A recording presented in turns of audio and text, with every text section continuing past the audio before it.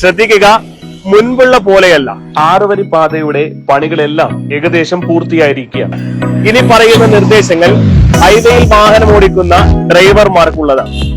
Line traffic നിയമങ്ങൾ പാലിച്ച് മാത്രമേ ഹൈവേയിൽ വാഹനം ഓടിക്കാൻ പാടുള്ളൂ. എന്താണ് ലൈൻ ട്രാഫിക് നിയമം? വലിയ ചരക്ക് വാഹനങ്ങൾ, സ്പീഡ് ഗവർണർ ഘടിപ്പിച്ച വാഹനങ്ങൾ, ഇവയൊക്കെയും എപ്പോഴും ഹൈവേയുടെ ഇടതുവശം ചേർന്ന് മാത്രമേ പോകാൻ പാടുള്ളൂ. വേഗത കൂടിയ വാഹനങ്ങൾ തൊട്ടടുത്തുള്ള ട്രാക്കിൽ കൂടിയാണ് യാത്ര ചെയ്യുന്നത്, അതായത് ഹൈവേയുടെ മധ്യനിരയിലുള്ള ട്രാക്ക്. മൂന്നാമതായി കാണുന്ന ട്രാക്ക് എമർജൻസി ട്രാക്ക് അല്ലെങ്കിൽ ഓവർടേക്കിംഗ് ട്രാക്കാണ്.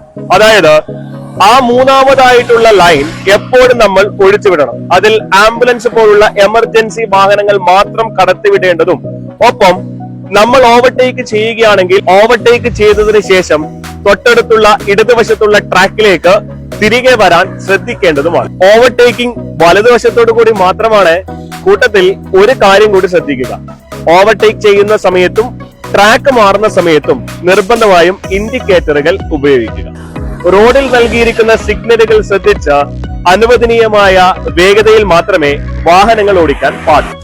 ഹൈവേയിൽ നിന്നും പുറത്തിറങ്ങുന്നത് കൃത്യമായി എക്സിറ്റിൽ കൂടി മാത്രമായിരിക്കണം. ഒപ്പം ഹൈവേയിലേക്ക് പ്രവേശിക്കാൻ നിശ്ചയിച്ചിട്ടുള്ള എൻട്രി വഴി മാത്രമേ പ്രവേശിക്കാൻ പാടുള്ളൂ. ട്രാക്ക് തെറ്റിച്ചുകൊണ്ടുള്ള ഡ്രൈവിംഗ്, സിഗ്നൽ ഇടാതിരിക്കുക, ഒപ്പം ഹൈവേയിൽ അനധികൃതമായി വാഹനങ്ങൾ പാർക്ക് ചെയ്യുക, ഇവയൊക്കെയും നിയമവിരുദ്ധമാണ്. ഇത്തരം കുറ്റകൃത്യങ്ങൾക്ക് ഗതാഗത നിയമപ്രകാരം കർശന നടപടികൾ സ്വീകരിക്കുന്നതായിരിക്കും. മുൻപുള്ള പോലെയല്ല, പുതിയ റോഡാണ്. ചെറിയ പിഴവുകൾ ജീവൻ തന്നെ നഷ്ടമായേക്കാം.